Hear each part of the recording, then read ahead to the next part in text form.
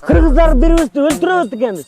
Батукаев айткан экен, бүт кыргыз могу Зекбектин баарын отургузуп туруп, «Вы собаки я волк» деген экен. Түрмөдө кыргыздар эле отурат да. Анан мен деле азыр, мен деле бир баатырмын да. Садыр дешти туурабы? Садыр Нуркожоевич менен мен таарындым действительно. Бир тааныш болду. Сен полицияны жоюп салдың депчи. Кумтөрдү алгандан кийин азыр да жабалактабай, наоборот, кумтөрдү акан салыш керек деп турушубуз керек. Биз менен деле келет. Биз эми талибан эмеспиз да. Уят. Ошуна эле кетип калса керек болчу. Каякта Каракулжаданбы, ошол жагынан эле тетиги айылына эле үй салып алып эле ошол жака эле жүрүп кетсе болмок. Сооронбай Шарипович биз деген 100% даярбыз. 100% мындай. 100% мындай деп атып, эмне болду? Мунун авторитети жок бул кишинин. Бул жоошта киши экен өзүчө. Элге маска бере албай койгон президенттен эмне күтсө болот дагы? Бул элдин оң болушу үчүн дагы бул көп кыйналчу эл да. Бизде кайсы депутатыбыз пандемияда 120 качып кетпеди? Кайсынысыбыз? Же бир китеп табып алып кетип ойлонуп отурат. Биздикин карасаң эле канжар, кылыч, чокмор, калкан, бой без правил болсоң бүттү, авторитетиң сен укмушсуң. Бир доктор наук болсоң сен чумоосуң. Сырный. Каалап жүрүп интервью алып келсин деп. Каалап жүрүп.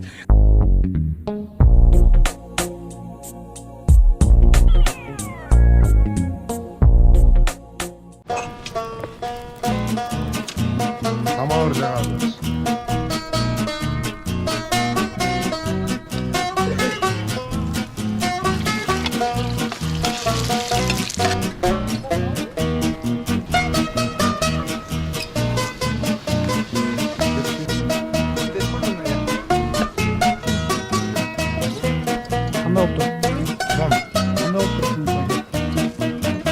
Салам Автор ТВ медиасынын көрүүчүлөрү. Политик берүүсүн баштайбыз. Менин аты жөнүм Айжигит Матраимов. Бүгүнкү биздин коногубуз өзгөчө жерде отурабыз. Мурунку финанс полициясынын жетекчиси генерал Сыймык Жапыкеев бизде конокто. Саламатсызбы? Саламат. Атайын ушундай өзгөчө жерге келдик. Анан сиздин эл ичинде айтылмакчы $500,000 дачаңыз. Жаатан бери жакшы сүйлөшүп отурдук. Курдак жедик. Алгач эле ушу дачаңыз жөнүндө айта кетеличи. Эмне үчүн $500,000 деп атса көрөчү буга. Кайдан уктуңуз ушуну? Мен да көп сайттардан көрдүм да. $500,000 Мен да укканым. Жапыкеев эме дача алып алыптыр, анан байып кетиптир, композицияны жеп алыптыр, ичип алыптыр деген эле сөздөр да. Деген эле сөздөр. Ушу кыргыздар бири-бирин абсурдайт эткенин эле үстүндө экен да.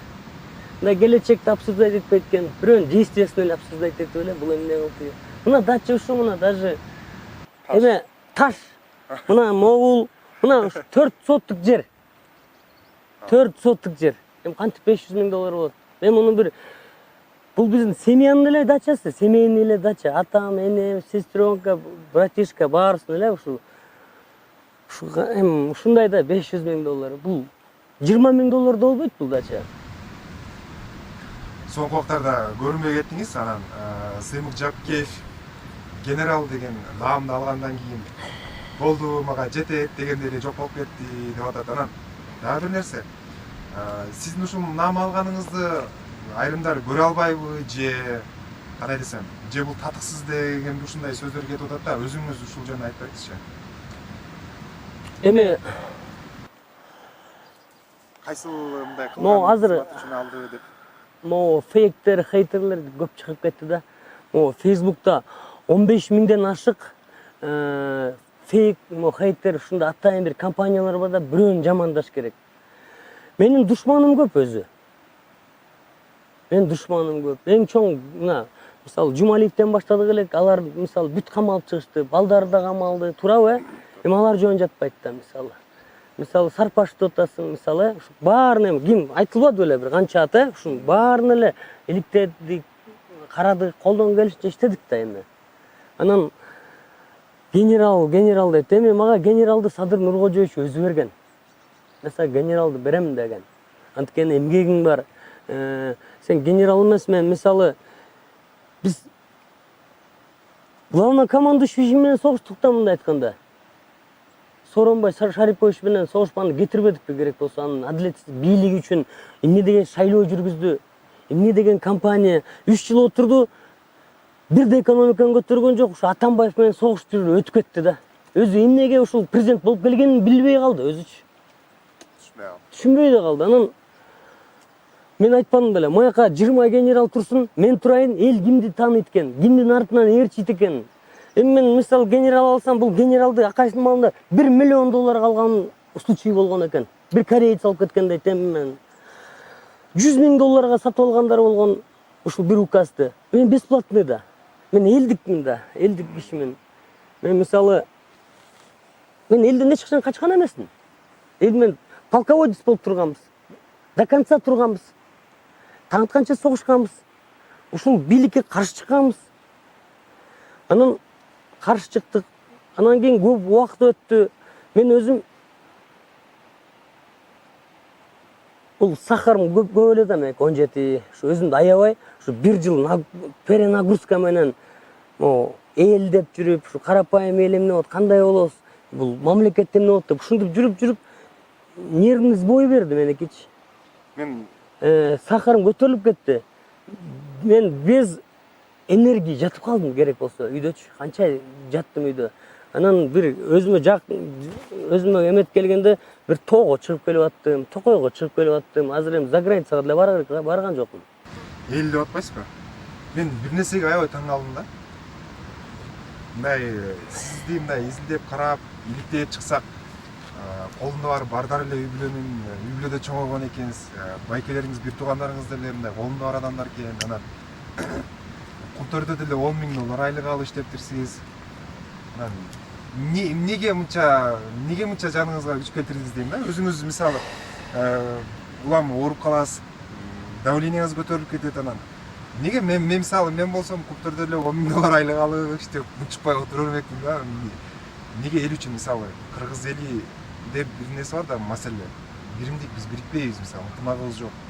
Канчалаган баатырларды чаап түшүрүп койгон элбиз. Анан Исхак Разаковду коррупционер деп аны түшүргөн. Жусуп Абдурахмановду коррупционер деп аны түшүргөн. аны өлтүрткөн. Ушундай элбиз биз. Ошо неге ошону билип туруп аралаштыңыз дейм да. Абсамат Масалиев чистый адам эле мындайчы, Абсамат Масалиев. Аны жамандадык, Усубалиевди аны жамандадык. Ушундай. Эми Акаевдин туура. Акаевди бул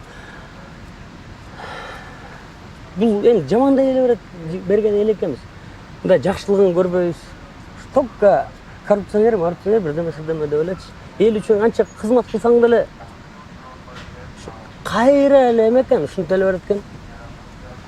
Октябрь окуяларына кайрылсак, ошол эң биринчи жанагы Манас атанын эстелигинин алдында сиз ошол цементтин үстүндө отуруп, ошол жерден уралап кыйкырып, элдин алдында туруп берип, биринчи ошону баштап, жада калса мындай шапканы мындай кылып алып, келгиле түшүк тамактанып акча чогултабы, туралы деп ушинтип элдин алдында тургансыз да, бирок мындай эл сиз үчүн туруп бербей койду же кандай, ушуну өзүңүздөн билсек. Биздин максат ушул заборду алдырыш керек дегенбиз илгери эле. Эмени шайлоону жокко чыгарабыз дегенбиз. Президентти кетиребиз дегенбиз. Кунтөрдү алабыз дегенбиз, ушундай эле эмелер эмес беле? Талаптар. Ушул баары эле болуп атпайбы эмечи? Эми да бул революциянын башында туруп бердим. Башты сайдык. Эми өзүбүздүн эле чоң казаттын арасынан чыкты биринчи эле очередь. Чоң казаттын арасынан. Чоң казатта мындай бийликке биз мындай бийликти алып түштүк. Анан ошондо эле баарына бирөөнө ушул баарына эле материальный жагы керек экен да.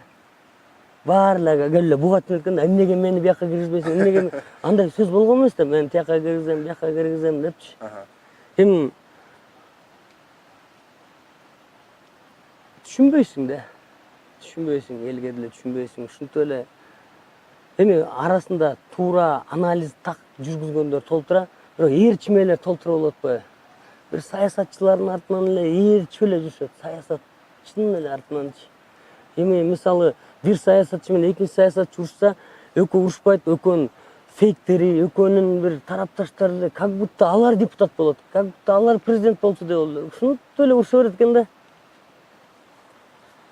Ачык айтыңызчы, сиз финанс полициясын жетектеп турганда кайсыл саясатчы канча пара сунуштаган? Көп. Мисалы. Көп. Мисалы Жумалиев эле айтайын, ошол эле Жумалиев.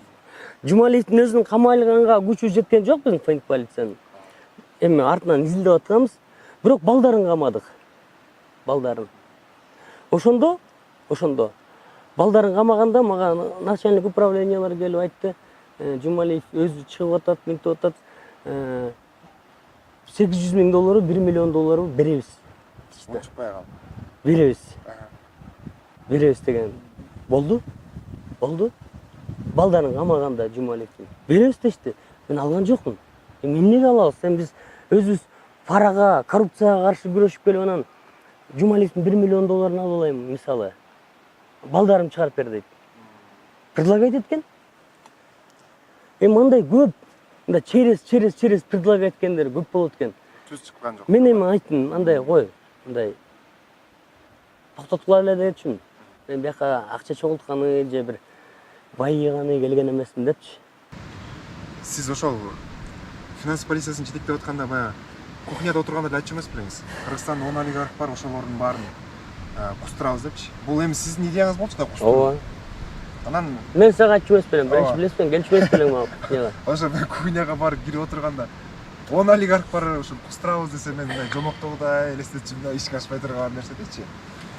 Анан 10 олигарх камалат депчимин, билесиңби? Анан мындай болду да, Кайырбек Сарпашевден бул Сыймык Жапкеев акча алып алган. Анан ошон үчүн ал азыр деле мындай суудан кургак чыгып кетти. Ким? Кайырбек Сарпашев. Эми бул мындай Кайырбек Сарпашевди биз канча жолу допроско чакырып, канча жерин алып, канча бияктан квартирасын өз эмеси менен төлөп берип ушинтип жүрдү да. Эми бул Сарпашевди айтсам, бул Сарпашев деген бул мындай экен да. Эми баары эле мына коррупцияга аралашкан болуп камалып чыгышпады, мындайчы. Эми эч кимди коррупционер деп айта албайбыз биз. Анткени сот эле айтат анычы. Но бул эми коррупционер десең дагы, коррупционерлердин арасынан дагы мындай тазарактары болот экен. Мындай билинбеген. Билинбегендер болот экен, билингени болот экен. Эми Сарпашевдики мындай экен. Мунукучу. Бунун Градиент деген эмеси бар экен. Фирмасы. Ал өзү ошол кезде вице-премьер болуп турган. Анан мунун эле Градиент деген эле мисалы фирмасы чоң тендерлерди утат экен. Утуп, анан ошо тендердин условиясын жасап берет экен. Ошо тендердин өзүнүн маржасын алып эле, ушинтип эле жүрөт экен да. Эми мисалы ал тендерди мисалы бир жол деп кой, мисалы бир канча километр жол, или дагы бир мост, или дагы бир стройка деп кой. Аны Градиент салбаса бир турецкий компания салат экен. Аны бир китайский компания салат экен. Ал акча бүт Кытайга учуп кетет экен. Же Турцияга учуп кетет, же Тайвань ушундай бирөөлөргөчү. А бул чоң компания болуп, утуп алып, ошол эмесин аткарып берчү экен. Шарттарын, тендердин шарттарын аткарып, утуп, анан акча бизге калчу экен эми. Бир чети дейм да, башка алып кеткенден көрөчү. Эми налогторун төлөчү экен. Эми анын деле срок давностьтары өткөттүр, баарыныкычы. Эми биз өзүбүз эсибизге келип өткөнчө баарын срок давность эмелери өткөттүр. Полный эле текшерип аткам, анан акча алып алды, анан минтип алды деген эми. Сарпаштан акча алып алды анан. Эми же тигинден акча кимден акча алып алсам анан мен азыр жумушта эмесмин. Facebook турат, жазсын, менден мынча акча алып алды, менден тигинче акча алып алды. Facebook'та атпайсызбы? Жазбайбы мындай. Жөн эле мындай, зачем? Мен деле мындай артыман текшеришти. Керек болсо, мен деле бир 100 000 доллар Ташиевке бер деп жазып койгон турбайбы, көрдүңбү? Ооба. Ошол Facebook'ка айтмакчы чыкты да. Мисалы, Ташиевдин сол жөндөөнү түшкөн акчалар ал жерде Сыймык Жапкеев 100 000 доллар деп. Эми бул акмакчылык да. Акмакчылык. Эмнеге мен Ташиевке 100 000 доллар берем? Эмнеге менден алат ал? Мындай. Ал рекетпи же ким? Албайт, эмнеге алат менден? Мен эмне кылдым ага? Мен дагы революция кылып бергениме алабы? же ушундай мен жардам бергениме алабы. Финполиция иштеп канчасын эмет. Эмнеге? Ушундай жөн эле бир эметкен да. Могу дачаны, мисалы 10 000 доллар турбаган дачаны мисалы 500 000 доллар болот. Мына ичинде мына могу мына кресло ушул, машинанын бир креслосу турган ошону. Мына казан, таш, ушака эле мына кемеге ушул. Мына ушунда эле отуруп атпайсызбы?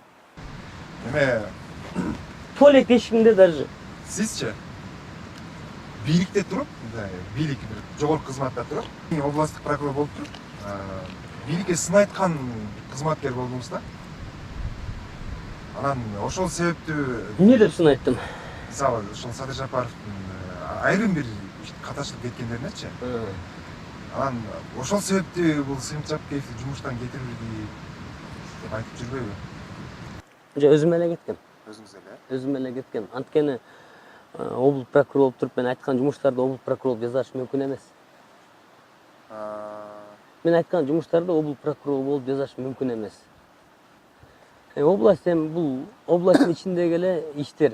Чашки, ложки, вилки мындай айтканда. Эчтеке мындай майда нерселер да.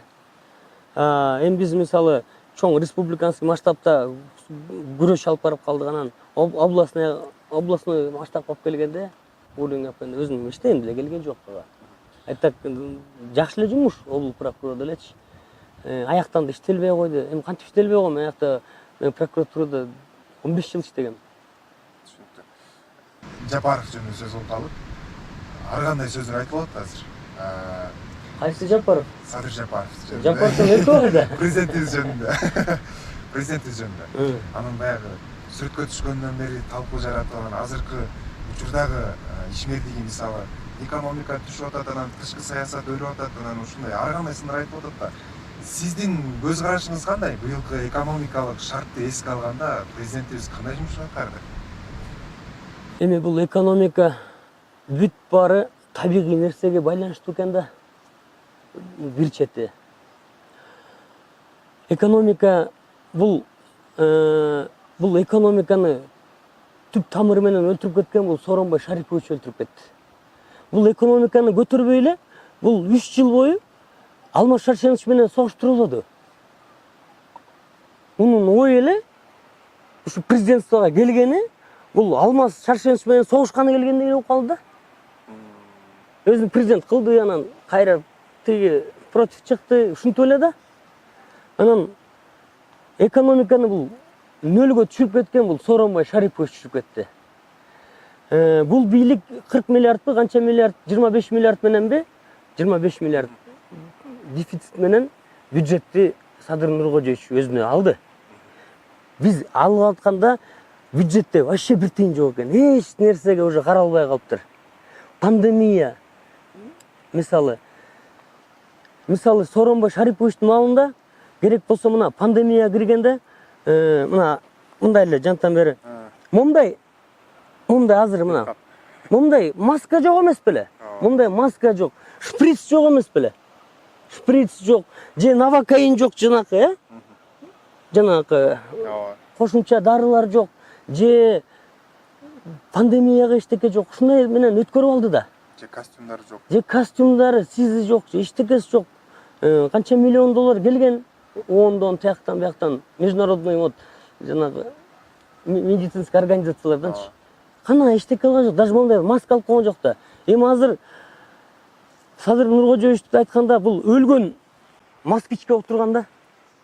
Же аккумулятор жок, же оталбаган, же май ичкен ушундай бир москвич да. Нөлдөн жасап чыкты деп айтсак болот да. Эми ал москвичти мындай айтканда азыр муну оңдоп түздөбөй эле алып туруп эле хотя бир Volkswagenге отуруш керек да. Хотя бы дейм. Же бир Mazda ушундайга отуруш керек да. Биз москвичти эле түрүп жүрөбүз. Бул экономика оңолбогону бул азыр эле түшүп кеткен жок да. Азыр эле түшүп кеткен жок. Эми муну азыр сындагандары көп. Эми мисалы азыр эми мондай эме бар да, туурабы?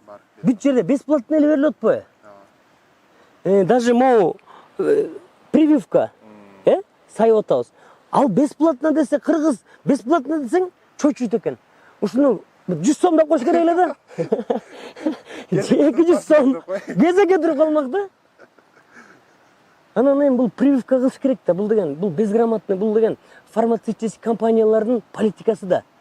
Кылбаса, мисалы бирөө пандемия болсо, эме болсо, жана коронавирус, ал $1000, 100 000 сомго айгат. А кылып алсаң, болбой да калышы мүмкүн. Эми мисалы Сооронбай Шариповичтин маалында Черный июльдү баары унутуп калышпадыбы? ооба. Бүт жабык эле. 2000ден болуп атты. Мына Садыр Нуркожоевич өткөрүп алганда деле 1900, 2000ге чейин пандемия жетип атты күнү. Бүгүн мына 59 дейт, 58 дейт. Мисалы мурдагы 83 мисалычы, ылдый кетип атпайбы? Значит, пандемияны утуп атпайбызбы? Эми экономика деген бул, эми бизде экономика бүт айыл чарба көбүнчө. Анан Кытайдан келгенине груздар болчу. Соода сатык. Кытайда жабык болуп атат пандемия деп. Эми бул айыл чарбасы дагы. Айыл чарба эми мурун, мисалы сен айжигит сабиз айдасаң, фермер болсоң, мурун 1 тонна сабиз алсаң мисалы, азыр кургакчылык болуп сен 150 килограмм сабиз алып калдың. Туура. Мисалы Казакстанда жанакы будайлар целина эмедеги полностью 100%, 90%, даже чаппай иштешти, көп кетип калат. Бензин эмечи, комбайнга. Чаппай эле коюшпады көп жерин. Эгин өспөй калды. Эми мунун баары экономика влиять эткен да.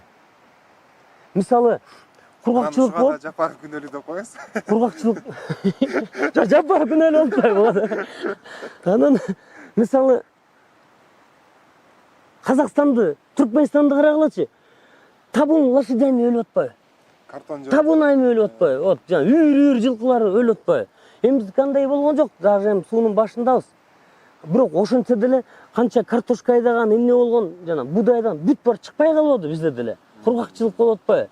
Бул өлгөндүн үстүнө көмгөн болуп атат да. Экономика көтөрүлүп кетмек. Биз соода сатык эле менен эле көтөрүлүп кеткенбиз. Дордой 150 000 иштейт Дордойдо. Мисалычы, товар постоянно 100-500 машина кирип турчу Кытайдан турабы? Эркештамдан, Торгарттан ылчы. Анын баары эле соода сатык, анын баары налог, анын баары эле эме болчу да. Азыр токтоп турбайбы бүт баары? Ооба. Токтоп турат. Азыр Өзбекстан өзү менен өзү, Казакстан будай бербейбиз деп койду, өзүккө жетпейт деп койду. Эндиги жылдагы будай дагы да суу болсо анда баш отуруп калабыз деди да. Будай бербейбиз деп атат. Анан кымбатчылык ошондон болуп атат да. Мисалы былтыр мына пандемияга 1,5 жыл болду. Былтыр мисалы будай айдагычы пандемия ооруп калды, туурабы? Туура. И фермерлер ооруп калды. Ошо менен аз айдалып калды да бүт баары. Анан кымбатчылык ошондон кетип атпайбы? Кымбатчылык. Экономика таасирин тийгизет. Бүт таасирин тийгизип атат. Эми мунун баарын эле мен мындай туура эметиш керек да. Садыр Нуркожоевич суу чыкпаса деле, Садыр Нуркожоевич бээси өлүп атса деле, сабиз чыкпаса деле, эми кандай ал кандай чыгарып берет баары? Купшы менен куюп береби баарына, суу куюп береби? Суу жок болуп атпайбы? Ооба. Эми баарысы эле көрбөдү кургакчылыкты. Кеңиз эми баягы саясаттан сырткарыраак сөз кылалы. Сиз чындап эле финанс полициясынан кеткенден кийин чемодандан акчаларды алып байып чыктыңызбы же? Бирок мындай бир туугандарыңызды карасак, ошол дары дармек иштеткен тармакта Бишкекте ресторандар бар экен, тойканалар. Бир туугандарыңызга таандык экен. Алар мурда мамлекеттик кызматта иштегенби? Мен бир туугандарым, мен өзүм папам Акжолтоев Асылбек Жапкевич. Легендарный парламентте управ делами болчу, Шериповдун оң колу болчу. Легендарный парламентте. Ал кезде азыр политиктин баары жаш болчу. Текебаев ушундай жана кимдер бар, башынан эле болду депутат болгон, алардын баары жаш болчу. Папам аябай честный киши болгон. Мамам өмүр бою мугалим болуп, кийин эме 91-жылы эметкен 93-жылга чейин мугалим болду. Анан 93-жылдан Дубайга каттай баштады. Коммерсантка болупчу. Чылмочка болуп. Каттап 35 жолу, 36 жолу барган. Каттаган. Ткань алып келчү только. Ткань алып келип, бияктан сатып, точкалар бар эле. Мебельный магазин бар, ошол жактан сатып, ушинтип окат кылган. Мен тиги бир туугандарым, ооба, фарма мир жанакы Элай, Ооба. лекарь, туда-сюда деген эмен бар. Мен бир тууган байкемдики, Нурбек Жапкевичтики. Бирок ал эч качан эме государство иштеген эмес, аны эл билет. Андан кийин Бактылуу деген байкем бар, анын 2 рестораны бар, жана Салтанат баласы, Бермет баласы. Ал да эч качан иштеген эмес. Государство только налог төлөйт. Булар иш берет. Биз ууру семья эмеспиз. Биз вардар семья адамбыз. Мындай, мен ойлоп калдым, сиз баягы кухнядан Мен ага, не зачем воровать? Зачем мне? Сиз баягы кухняда отургандачы, Илмар эле мондай. Жада калса мен да мондай байкуш көрчүмүн да сизди. Неге? Жок, өзүңүз эми ошондой көрчүңүз да отуруп алып кекирип атсаңыз анан, бул баягы карапайым эле жигит окшойт, колунда эч нерсеси жок депчи. Көрсө ага чейин бар болот экен да, туурабы? Эми ага чейин мен наоборот азыр бир токойго барып койсоң элечи. Тоого барып койсоң эле ушунточпу, жерде иштен анан баары мен буга чейин эле. Буга чейин эле көп мамлекеттерге кыдырып, турист болуп жүргөм да мен. Сөзүңүзгө каралса, мен Facebook'tan карадым да. 30-40 мамлекетти кыдырыпсыз да, буга чейин. Ооба. Ошол баягы бизде көбүнчөсү андай эмес, бирок саясатчылардын да эки жакка чыгып эметкен көп чыгарышпайт да. Мен эмнеден корком? Айтчы. Мына прокуратурадан 2013 жылы полковник болчу, подполковник болчумун. Кеттим. 2014 кеттим го дейм. 3 жыл кумтөрдө иштедим. Айына $10.000, $5.000 ушундай алчумун. Мындайчы. Анын баары накапливаться этип, бир 2 айына, 3 айына накапливаться бир эмеге мен бир 2 ай биякта, 1 ай биякта, 1 ай чет өлкөлөрдө ушинтип эле кыдырып эле мен оокат чогулткан эмесмин. Ошол менен эле жүрө бергем. Кыдырып эле. Анан ушундайды токтотуш керек. Бул деген жеп алыптыр, ичип алыптыр деген бул кыргыздын канына сиңип калыптыр да. Бул порядочный адамдар болот. Жебей ичпей эле отурам го мындай. Зачем? Мен элди карашым керек да. Анан эле көрө албагандар минтип, минтип эле ушинтип эле эметип атат. Келип бетиме айтсынчы. Келсин, бетиме айтсын. Анан эле могу Facebook'tan туда-сюда болуп эле бул айтпайм, Исхак Разаковду жегенбиз. Жусуп Абдрахмановду коррупционер деп жегенбиз. Таптаза кишилерди жеп салганбыз. Не то что биз Том китептерди окуганыңызды көрдүм да. Үйгөдөнбү? Үйүңүздөнчү. Кайсыл китептер өзүңүзгө жакын болду, анан ошолордун бир жети чыктыбы? Мени бул китеп, мен деле китеп менен чатагым жок болчу. Ушу китепке мени Урмат Бартабас деген абам бар. Балыкчылык. Ошол киши көп окуйт китепти.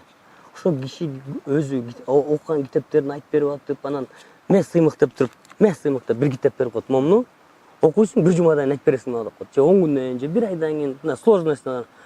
Анан окуп келип айтып берип, бир-бирибизге ушинтип жүрүп эле анан мен эми көбүнчө исторический китептерди окудум, политический китептерди.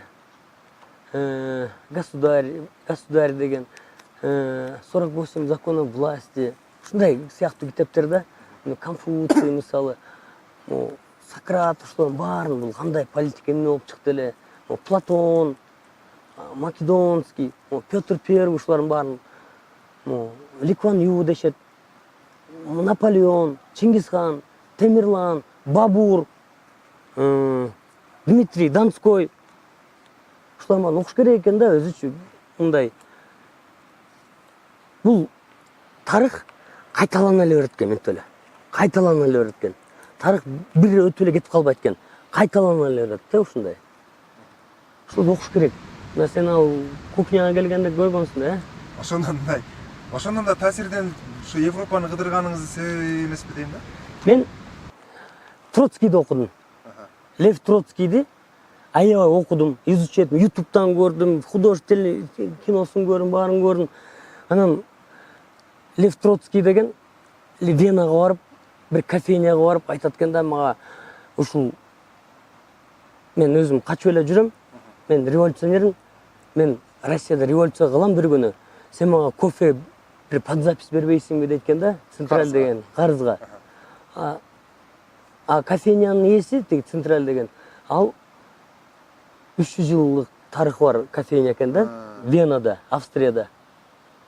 Анан ошол жерде 5 жыл отуруп революция кылган экен. Карызга кофе ичип отуруп. Кийин айтыптыр, кантип кутуласың десе, Россияны алганда эле сразу берем дейт экен да. Кутулам дейт экен да. Анан бериптир, кутулуптур, ошонусун изучать алып, окуп алып Лев Троцкийди. Атайын Венага барып ошол кофейняны көрүп келдим. Мисалы бир мамлекетке барсам, ошонун китебин алып алып, мисалы экономикасын, тарыхын, маданиятын эле көрүп келет элем да. Бир мамлекетке барсам, жөн эле барып көрүп жыргап келбей, ошону эмне болуп көтөрүлүп кетти булар. Эмне болуп Швейцария болуп калып атат. Эмнеге Германия болуп калып атат. Эмнеге Англия болуп атат. Эмнеге Англия дүйнө жүзүн англисче сүйлөтүп коюп атат. Эмнеге бир дуңгаң орус кыргызча сүйлөбөйт. Бир кореец кыргызча сүйлөбөйт, бир орус кыргызча сүйлөбөйт, например. Эмнеге эле Англия дүйнө жүзүн англисче сүйлөтүп атат. Ушундайларга таң калып элем да. Ушунун баарын изилдеп эле жүрдүм. Анан бул мындай, бул коррупционер анан мындай болбогон окат анын баары. Бул коррупция менен мунун түгүнө жетиш өтө кыйын. Азыр деген эме көп мындай бышкан ашка эме көп дейт жана, сынчы көп дебей эле. Мына Садыр Нуркожоевичке азыр убакыт бериш керек. Садыр Нуркожоевич ор койгон, ошибка кылган эчтекеси жок мындай. Ор койгон, мисалы, ор коюп минтип калган, тим эле минтип салган, мындайчы, ор койгон. Эми азыр жана жогоруда айтып койгонсузбу? Аларча барып деле ары бери баспайсың, бул элдин акчасы дей салып жүрөт депчи. аларчага барып бир күн жатпан Facebookка чыгарып койсом, бул элдин акчасына жыргап жүрөт. Мен айттым, сен да 3 литровый термоска чай куюп алып, бир гамбургер алып барып жеп кел ошол жака барып, басып токойдо. Ошого утурлай суроо да мындай. Биздин булар мындай фейктер десек болобу же биздин элдин деңгээли ушундай болуп калды, бирибизди талкуулап, бирибизди эле карап аңдып турмай. Негизи эле өзүбүздүн природабыз ушундай элбиз. Кыргыздар. Ошон үчүн оңбойбуз, ошон үчүн өспөйбүз, ошон үчүн мындай ийгиликке жетпейбиз. Анткени көрө албайт. Тотальный көрө албастык, сплошной. Масштабный көрө албастык, масштабный. Мен сени көрө албайм, сен мени көрө албайсың. Болду? А колунан өзү эчтеке келбейт. Только ушак эле айткандан башка. Өсөйүн десе бири-бирибиз өлүп калат эмнеңербиз. Бир казандагы момду кайнай бербей, бир кыргызды чыгарып иш керек да. Анан ал лестница алып келип, жыбыргытып алып чыгып кетет эле да. А бизде баарыбыз кайнашыбыз керек казанда. Көрө албастык, ичи тардык, ажат ачпайбыз. Ажат ачпайт. Эмне кылыш керек деп ойлойсуз ошону мындай? Калыбына келтириш үчүн, ордуна салыш үчүн. Же биз оңолбойбузбу? Оңолобуз. Буга точный, жакшы бир идеология керек да. Ошол же жетишпейт го дейм. Идеология керек. Бул мисалы мечиттен айтыш керек, жана жума хутбалар бар го. Ошол жака барсаң эле Шабан айы, анан бул айы, анан бирдеме айы, анан бул күн, анан тиги күн дебей, элдин баарынын могу жүрөгү кирип болуп атат. Ошо жүрөгүн тазалаган боюнча дават айтыш керек, мисалы. Эмне болгондо сен Ишматка көзүң артпа, Ишмат Ташматка көзүн артпасын. Тиги Күрүшбеке, бул Кушбеке. Баары бири-бирине жакшы эме кылыш керек. Көрө албасын токтотуш керек да. Көрө албаган адамдын өзүнүн иши оңолбойт, не то что элдин эмес. Шайлоо белгиленип калды 28 ноябрда парламенттик шайлоо өткөн турат 7-чы кылышкан.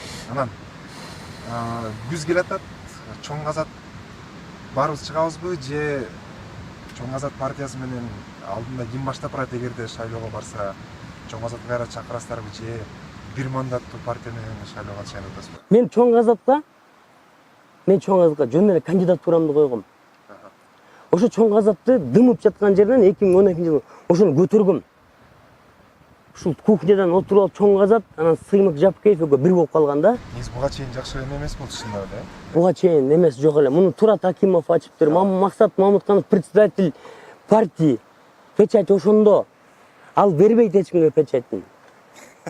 Чудасың, Ал партия ошонуку. Мен ал партияда член да эмесмин. Член партияда эмесмин. Мен просто кандидатурамды койгом. Бул чоң азапты эмне койдум? Бул чоң азап уранын жакшы. Тургула элдер чоң азапка аттангыла деген бул призыв да. Чакырык, призыв. Тургула чоң азапка аттанып десең эчтеке делбейт. А на самом деле это призыв. Мен ушунусуна карагам да. Чоң азапта Максат Мамытканов азыр ГАЭСке министр болуп кетти. Мындай ыркы келишпеген нерселер болуп кетти деп сөз болот эле. Азыр Жок, эч көзсөндүрмөй эле эчтеке жок. эч нерсе жок, Ал өзүнүн партиясы, ал өзү эмне кылса ал партиясы менен өзү билсин. Мен мисалы азыр партия менен бир да партия менен барбайм. Барсам одномандатный менен тоң жетегизге коем.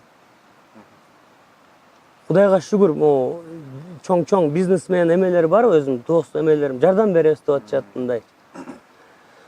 Бүт жагынан жардам беребиз, элден чалып атышат, кой деп. Азыр ошондой эле ойлонуп атам азыр. Койсом одномандатныйга коем. Так мен бул саясатына деле мындай айтканда ыраазы болуп баратам, өзү ачык айтканда. Анткени бул саясатта подлец на подлица экен да. Бирөө сөзүнө турбайт экен. Бирөө турбайт экен сөзүнө. Бир саясатчылар болуп отурду, эркекчи сүрүш бөлсө, бияктан эркекчилиң өтпөйт дейт. А эмнечилик өтөт анда? Катынчылык өтөбү? Эки жүздүүлүк өтөбү? Ушундай болуппу? Азыр мындай кудатышып аткан партиялар катарынан болсо керек э сизге? Толуп тура. Биздин партияга кел, особенно оппозиционный партиялар, эмелер бизге кел эме дегендер көп эмечи. Бирок эми мен мисалы мен өзүмдүн тарыхый миссиямды аткардым деп эле эсептейм да. Элдин духун көтөрдүк, элди ойготтук. Эл көзүңөрдү ачкыла, ойгонгула дедик. Туурабы? Башты сайдык. Башка бир эмес, бир жолу таш менен сокту, бир жолу арматура менен чаптык, анча жолу атты, согуштук. Сен деле жүрбөдүң беле ошол жакта? Туурабы? Октябровкалар. Чогуу эле жүрбөдүң беле? Мындай кет айтып каласызда, биз элди ойготтук, менин миссиям ошол болчу депчи.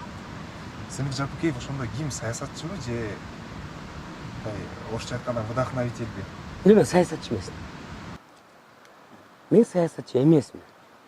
Мен булардын саясаты менен ойноп, анан бул саясат деген мен сени боктошуң керек экен, сен мени боктошуң керек, ушундай да, сен мени көтөрүп, сен мени көтөрмөйбү, жок. Биякта интерес. Достчулук да жок, эчтеке жок, интерес. Интересиң бүттү ыргытат.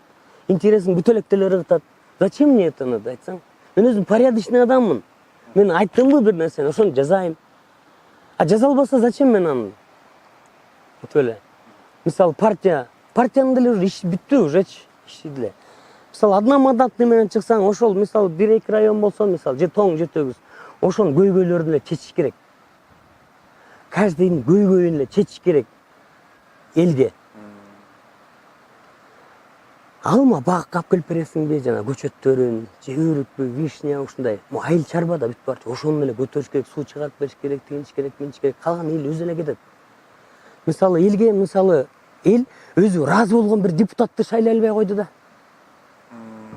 Ушу канча 30 жылдан бери бул эл мындай болуш керек да. А биздин депутатыбыз бар да, например.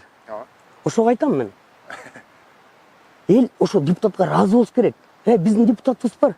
Ал акимдин да өпкөсүн үзөт, губернатордун да өпкөсүн үзөт.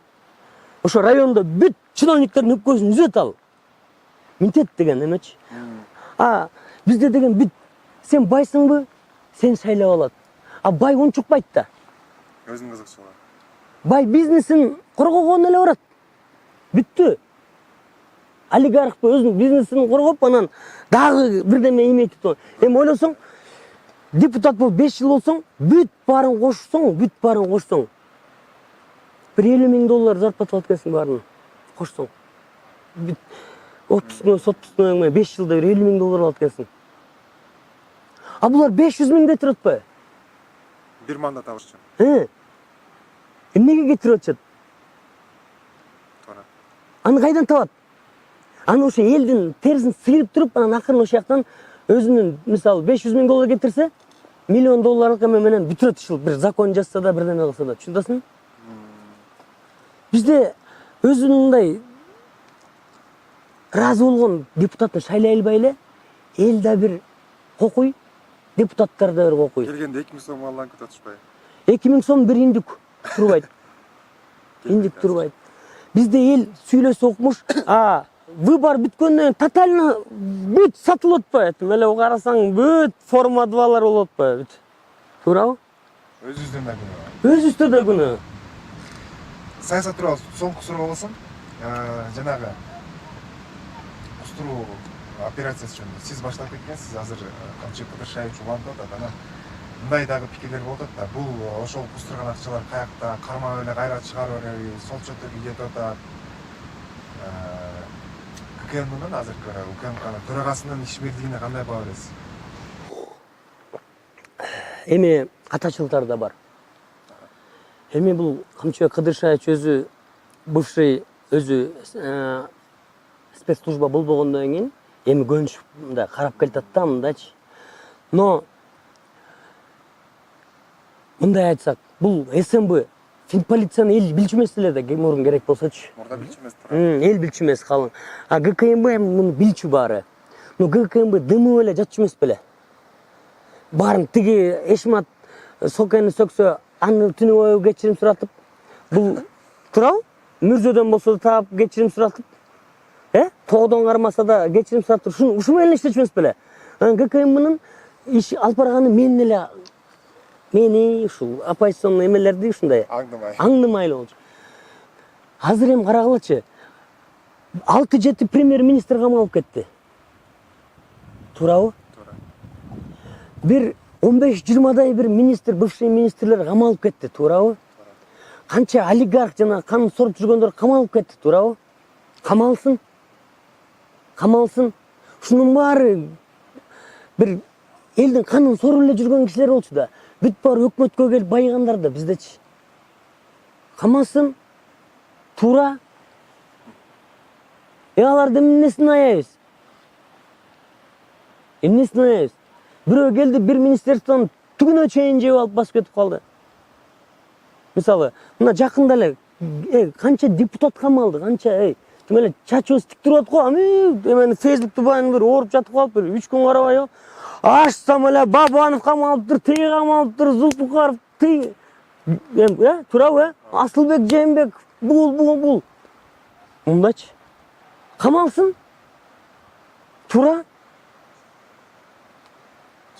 Буларды деген бул сабак болуш керек болуп атпайбы? Эми бирөө министр болуп барса, мындайча 5 жылдан камалып кетиш мүмкүн дейт да, мисалы, просто эле, туурабы? Эне кереги жок аны сурайын дейт да. Туурабы? Мындай жалпак сөз менен айткандачы. Камалабыз. Түшүнүктүү. Эми ошондо тазаланабыз. Ошондой эле болсун буюрса. Сиз өзүңүз көп интервью бербейсиз. Анан мындай суроо да, жөн эле. Көп интервью бербейсиз, анан балким мен бербей алган сизге суроолор бардыр. Эгер өзүңүз журналист болсоңуз, Сеймик Асылбековичке эмнеден суроо берет экенсиз? Мындай да, эми маяктан кыргыздар биринчи баатырын жайлашат экен. Баяман баатыр, мисалы, канча баатыр эмелер бар эле, каскадер, Рыспек, мисалы, тигиндей мындай баатырлар эми. Признанный баатырлар. Ошонун баарын биринчи өлтүрүшөт экен. Башка нациянын баатырларын акырын чыгарып ишет. Түшүндүңбү? Батукаев айткан экен, бүт кыргыз Зекпектин баарын отургузуп туруп, вы все собаки, я волк деген экен. Уктум да? Вы все собаки, я волк деген экен. Кыргыздарга. Түрмөдө кыргыздар эле отурат да. 80% кыргыздарды. Ошо они все проглотили. Он доказал, я волк. Чыгып кетип калды. Бүт баарын жайлады. Тыныч Акматбаев жайлады, Рыспек Акматбаев бүт демес менен жайлады, бүт баары менен жайлап. Аягында чыгарып ийбедикпи? Баяманды полный өлтүрүштү да аягында. Кыргыздар бирибизди өлтүрөбөт экенбиз. Мисалы, президентинди өлтүрөбүз жанакындай. Жусуп Абдрахманов сыяктууларды кыйынчык маалынын баарын өлтүрөт экен да. Бизге чала болот негизи кыргыздарга. Анан мен деле бир баатырмын да. Туурабы? жалпы сыналып туура. Канча элди 33 миң кишиге ошол микрофонду мен берип, мен кармап турдум, туурабы? Ошоктун баарын аягынан мен кеттик дедим, туурабы? Баары эч ким да мындай тургула, Сыймык, давай сен жол башта, алыгы кеттик, алыгы барып согуштук. Туурабы? Башымды сайдым, кыргыз үчүн баары ушу бир жакын келечекке келет бекенбизби? Ушундай 3% эмелер ушунтип эле жүрө береби? Деп анан баарын соктук, туурабы? Анан калың эл ошол жерден Садыр Нуркожоевичти Садыр дешти, туурабы? Мен Садыр Нуркожоевич менен мурун деле бул чыгыш керек, Кумтөрдү туура айтып атат дечүмүн, туурабы? Анан чыкты, бүт баарын Садыр Нуркожоевич менен отурдук, сүйлөштүк. Садыр Нуркожоевич дедим, берчи колуңду дедим. Всё, мына эл сизди мына эшикке чыксам 5000 киши, туурабы? Садыр, туурабы? Мен айттым, сиздин колдоочуңуз мына моякта эметип атат. Чыгыңыз. Эл алып кетти. Бубарга кетти, 80% менен 79 менен колдоп берди, туурабы? Менин аяктан деле бийлик талашкан жокмун да, мен минтем, тигинтем депчи. Садыр Нуркожоевич менен мен таарындым, действительно, бир таарынч болду. Тин полицияны жоюп салдым депчи. Эми анын деле бир себептери бар болуп экен, мындайчы.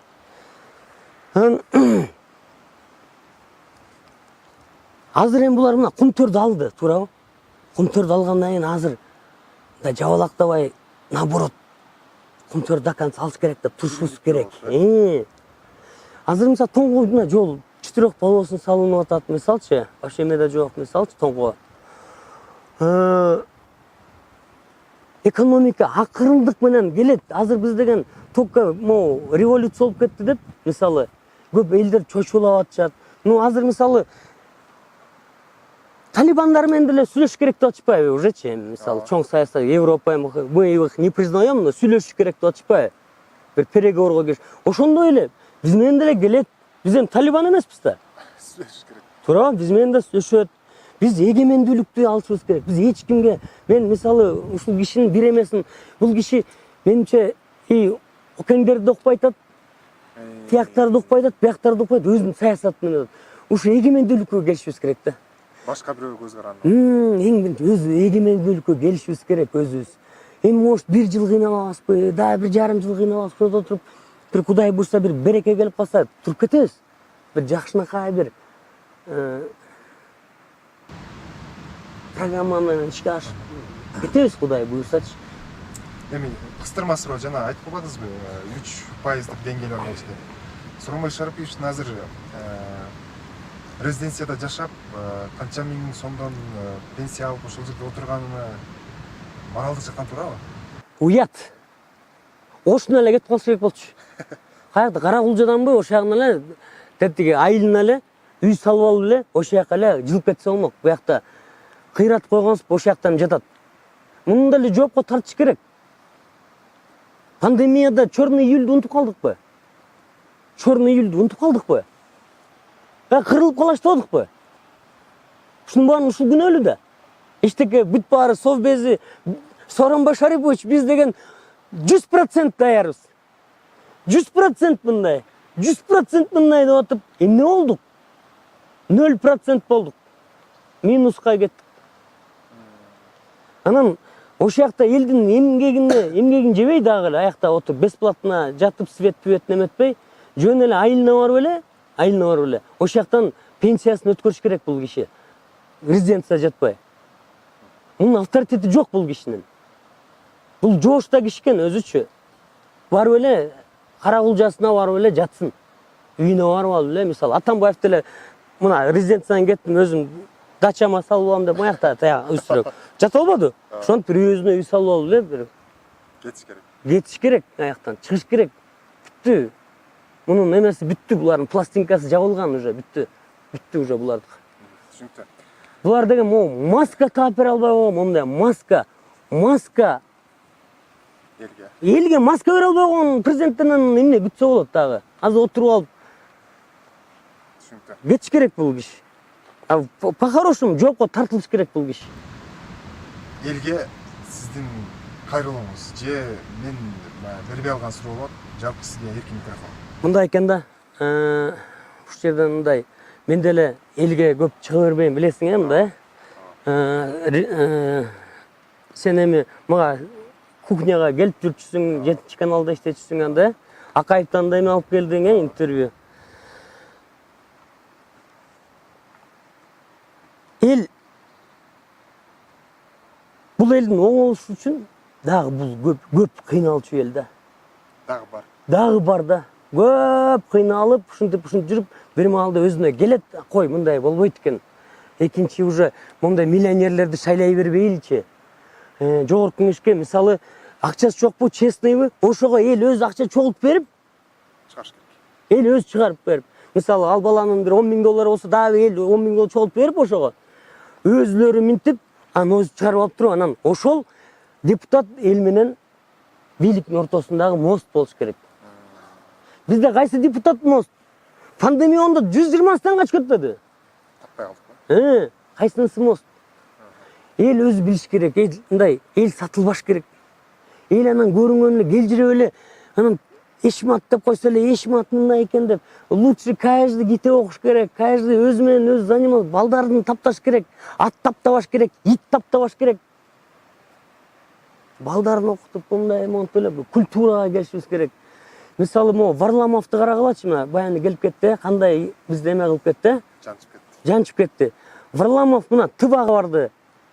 Тывага, Хакасияга барды.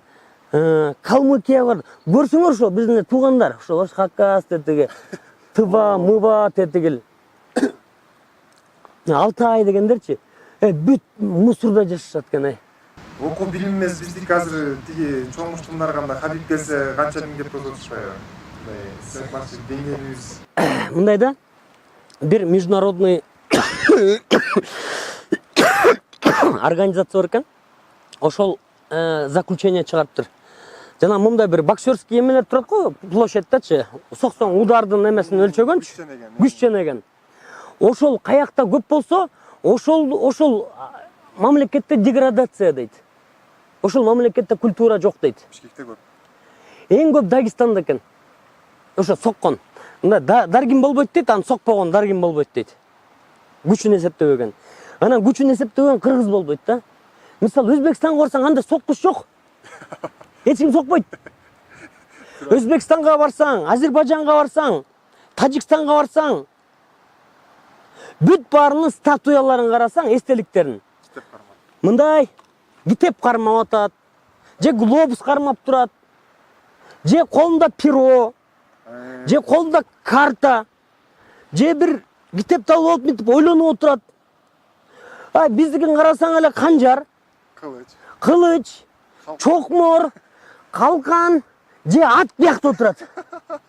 Ат адамда отурат. Андай бирде статуя жок, ат адамда отурган статуя жок. Эми атты көтөрүп алып, ашынаш дейт. Атта көтөрбөйлү жөө эле ашып кетпейби анда? Ат көтөрбөсө. Жөө эле жүрбөйбү? Эми биздики эми через чурда эми. Через ашыкча да, анан бизде бүт жерде бой без правил болсоң бүттү, авторитетсиң, сен укмушсуң. Идеал көрүшөт. Бир доктор наук болсоң, сен чумоосуң. Туура. Сен ботаниксиң. Ушундайсың да. Байкушсуң, сен эч ким карабайт. Мен мисалы кандидат юрист наук болсом, мени эч ким ал даже поздравить этип да койбойт, мисалчы. Болом десем. Чет өлкөдөн олимпиадан утуп келсе, жана математикадан эч ким көңүл деле урбайт. Андай билбей да калабыз даже андайды. Ал Фейсбукка да чыкпайт ал. Бирөө мушташып кетсе аны. Анан бизде карагылачы, эл кандай агрессивный. Кичине эле машина менен кетип, кокустан эле мынтип мындай жөөлөп алсаң, сүйүшкөндү го, жөөлөп алсаң, бүттү токтотуп туруп, чуркап келип туруп, медин ары бери коюп туруп. Биз өзүбүздө болуп атат. Ушунун баары өзүбүздө болот. Ошон үчүн бул өзүбүз эле карашыбыз керек. Анан мисалы мени Матраимовдун эмеси, анан Сооронбайдын проектиси, анан бийликтин проектиси, анан Американын проекти деп жүрүп өтүштү го. Андай эмес бекен? Андай эмес бекен? Сыйык мырза, сиз жана 500 000 долларлык дачама чакырып ошол жактан интервью берейин дегенсизде, мен муну көрүп алып бир $5000 сатасызбы деп сурайт болот билесиздерчи. Анан летний душ. Бирок эмес айрылып калган. түшүнүктүү. А бул болсо Эми склад окшойт, э? склад. Түшүнүктүү. Жөн склад мындай эле дачадан урдап кетишти. Сизге биринчиден мындай Заборда жок керек болсо көрүңбү. маек берип коюңузга чоң рахмат. Анан азыркы саясий кандай десек, туруктуулук ситуация бизге азыр эмне керек, ошол жөнүндө бир кыскача айтып берип коюңуз. Бизге деген жөн эле бирибиздин эмебизди жей бербей, жүнүбүздү жула бербей, анан бул жаман, анан тиги жаман эле дей бербей, азыр биринчи очередь бизге стабильность керек. Безопасность керек, стабильность. Стабильность эмнеде? Мисалы, көп күчтөр бийликке жетпей калып деп эле ушу бийликте эле эңсейе беришет экен, бир канча бир күч бар экен, бир 3-4 күч. Мен президент өзүн күзгүдөн көрсө эле президент көрөт окшойт да. Баягы мышык өзүнүн күзгүдөн караганда бир жолборс көрүнөт го ошондой. Анан ушинте эле беришет экен. Антпей эми азыр эми өтө оор болуп атат. Мына биринчиден кризис, экинчиден пандемия, үчүнчүдөн кургакчылык, туурабы? Туура. Бүт жерде кымбатчылык. Эми продукт аз болуп атат. Бүт жерде кымбатчылык да. Анан азыр стабильность керек. Дагы бир жыл мындай эметиш керек. Эми 3 жыл Сооронбай Шариповичти деле сокка деп коюп эле карап отуруп атыкпы телевизордон эле. Ким чыкты? Бирөө чыккан жок да, туурабы? Монтип эле отуруп атыкпы? Азыр болсо эми канча коррупционер камалып кетти. Канча эми жаманбы жакшыбы колунан келгенче кузуп атышат баары, туурабы? Кузушсун.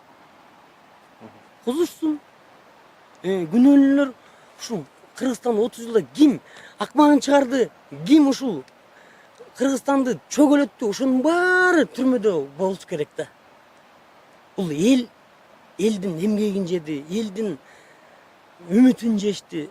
Ушунун баарын, хотя бы ошонун баарын камалса, ошонун баары мындай Башкаларга сабак. тарых болсун, башкаларга сабак болсун. Анан акырындык менен мындай стабильность болсо эле, эми мисалы баары эле эми кургакчылык болсо, экономик кризис и так эле болуп аткан болсо, пандемия болсо, эми азыр волшебник деле эмете албайт го. Мисалычы, биз эмес Россия, биз эмес тетигиндей Америка, ошолор түм эле кризиске түшүп калышты. Анан дагы Кудайга шүгүр, эми биз суунун үстүндө экенбиз, суубуз бар хотя бы. Мисалы Казакстанда жылкысына бир чакка суу бере албай калган болуптур да. Бүт өлүп атпайбы? Ушундай болуп атат да. Эми бияктан бул бир караш керек да, мындай чыдап туруш керек. Эми мына бийликке барамыз деп, мына азыр одномандатный болуп калды. Партия шайлоого барышсын, болду. Кайра ызы чугула бербечи, ошол жактан ачышсын. Ошол жактан, конечно, адилеттүүлүк болуш керек. Эгерде Садыр Нуркожоевич мына оор койгон эле бирдемелерди монтип эле минтип эле беспредел болсо, конечно, биз деле айтабыз. Эң биринчи биз айтабыз. Ай, Садыр Нуркожоевич, аба, бул эмне болуп атат, маяк эмне болуп атат? Зачем муну мындай деп айтабыз биз деле. Ну азыр эми мына кризисине алып келип туруп кабыл алды, туурабы, Пандемия болуп атат, кургакчылык болуп атат. Эми караш керек болуп атпайбы? Караш керек болуп. Акырындык менен эми аз келет эми. Биз Кыргызстан 30 жылда акырындык менен сразу бузулуп калган эмеспиз да. Эмеден түшөр менен эле. Акырындык менен бузулдук да. Эми кайра акырындык менен оңолушубуз керек да. Сразу оңолуп кеткен да туура эмес да. Кайра акырындык менен оңолуп, сабак алып, сабак алып кетишибиз керек. Анан ушул мына дача, ушул $500,000 да куратышты мени, мына. Мына могу көрдүңөрбү, мына. Могу бар экен. Очок бар экен артта. Мына стульчиктер ушу экен. Мына очогу бул экен. Очогу. Туалети тиги мындай жөнөкөй эле. Семек мырза, анда сизге чоң рахмат. Ишиңизге ийгилик. Дагы эми ушундай эми бул жигит экенсиң, настырный. Каалап жүрүп интервью алып келсин деп. Каалап жүрүп кафеде отсам, кафеден кофени өзүм оп атам, көрдүңбү, мурдум менен дем алып атам. Ошого аябай келдим. Мен деле урматтуу эме көрөрмандар, эмелер түшүнүп калачы, мен да адаммын. Мен да мына сахарыма карабай ушунча бер суу берип койчу балким. Ушунча көп мындай эмгек кылдым мен делечи, эмгегим өттү. Ушу элдин эмеси менен эл утуп алдык. бийлик тутуп алганбыз. Эми азыр бийлик келди жаңы. Шайлап алышты 80% менен. Эми отуруп алчу кичине мындай болсо да. Түшүнүктүү. Чоң рахмат сизге анда. Урматтуу көрүүчүлөр, биз политик берүүсүн ошол Сыймык Жапыкеевдин $500,000 дачасында конокто болдук. Кийинки көрсөтүүдөн көрүшкөнчө саламатта туруңуздар. Рахмат сага дагы. Ушинтип настырный экенсиң, ушинтип алып бир чети мен да ушу элге айтып коеюн дедим эле. Туура. Өзүмдүн ахыбалымды кандай экенин. Мен эч кимден качпайм, эч кимден коркпойм, өлүмдөн да коркпойм керек болсо. Түрмөсүнөн тим бойлуу коркпойм. Чоң рахмат. Макул, жакшы. Рахмат.